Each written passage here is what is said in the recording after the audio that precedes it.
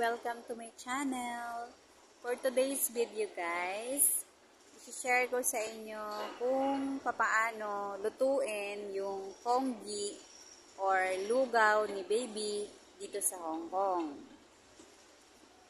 Iba-iba yung pamamaraan ng pagluluto para sa bata. Kung sa atin, sa Pilipinas ay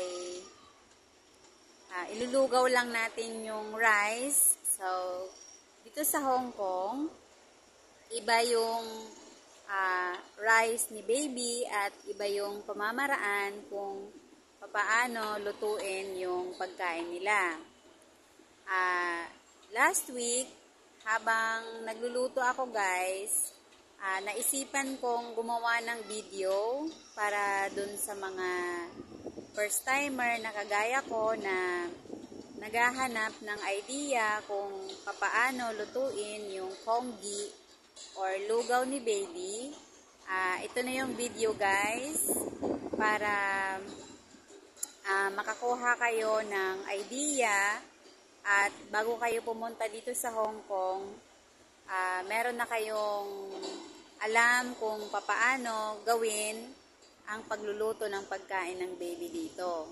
Kasi iba-iba. Makinig lang kayo sa employer nyo kung ano yung ipapagawa sa inyo, ano yung procedure, ano yung mga ingredients. Kaya itong video na to ay para sa mga may alagang baby na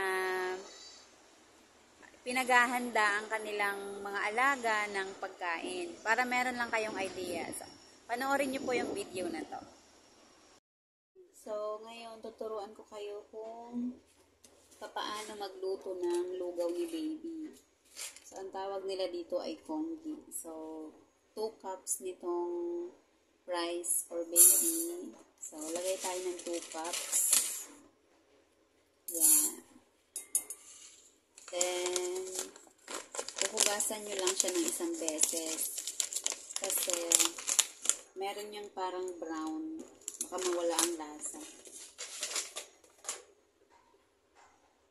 And 2 cups nung rice ni baby. Then, lagyan nyo siya ng 130 ml of water. Yan. Then, itong kalabasa, hiwain nyo ng maliliit. Isasabay natin siya sa pagkulo ng rice. So, ganito yung pinapagawa nila sa akin. Yan. Okay. Then, si baby, meron siyang sariling rice cooker. And then, i-press nyo yung cancel muna. Then, press the baby porridge. Then, start. Okay, so antayin natin. Meron tayong half ng potato, then slice natin siya sa maliliit. Yan yung chicken and potato. Steam natin for 15 minutes. Sa broccoli naman, ito lang yung kinukuha, itong dahon. So, tadtarin natin ng maliliit. Ito lang yung kukunin nyo sa broccoli. Then, cut into small size. Steam yung chicken and patatas pang 15 minutes lang guys. Kasi i-blend natin yan. So, ayan, natadtad ko na yung broccoli. Ganyan siya kaliliit. Kailangan yung tad-tad siya kasi baby ang kakain yan.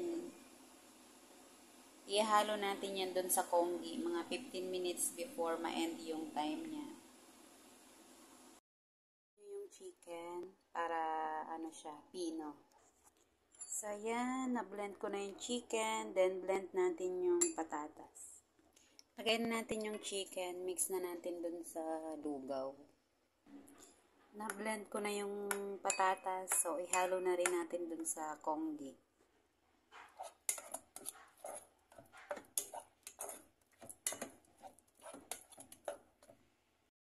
Lagay yung broccoli, mga 20 or 15 minutes. So, lagay nyo na.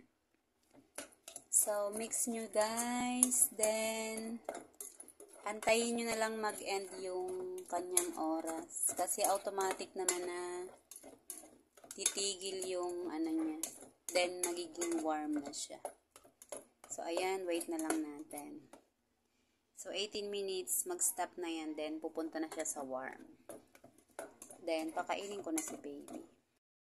Luto na guys ang ating congee ni baby. So, ayan, napanood nyo na yung video ko guys.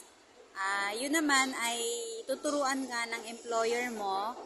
Ang ginagawa ko ay in the morning, prepare ko na yung mga ingredients. And then, kapag tulog si baby ng mga 10, so normally, nadede siya ng mga 9. Then, matutulog siya ng mga 11. Then, kakain siya ng mga 1 p.m. Kasi dito, ang baby, every 4 hours, kailangan mo siyang padidiin. Ngayon, nasa stage na kami na kakain na siya, kaya lagi ko nang pinagluluto ng congee at nagbi-blend ng mga fruits everyday. Yun na yung routine ng aking alaga ngayon. Madali lang naman po magluto ng mga congee, basta marunong kang sumunod sa instruction ng iyong employer. Okay, so ayan, may idea na kayo kung paano lutuin yung congee na pagkain ng mga baby dito sa Hong Kong. So, ginawa ko yung video para sa mga first timer at nagpaplanong pumunta dito sa Hong Kong para meron kayong idea kung paano magluto ng congee. Dahil iba yung pamamaraan natin. Okay? So, sana may natutunan kayo guys. Thank you po to all my subscriber. And sana dumami pa tayo para makapag-share pa ako sa inyo ng mga experience ko dito sa Hong Kong. Thank you so much for watching.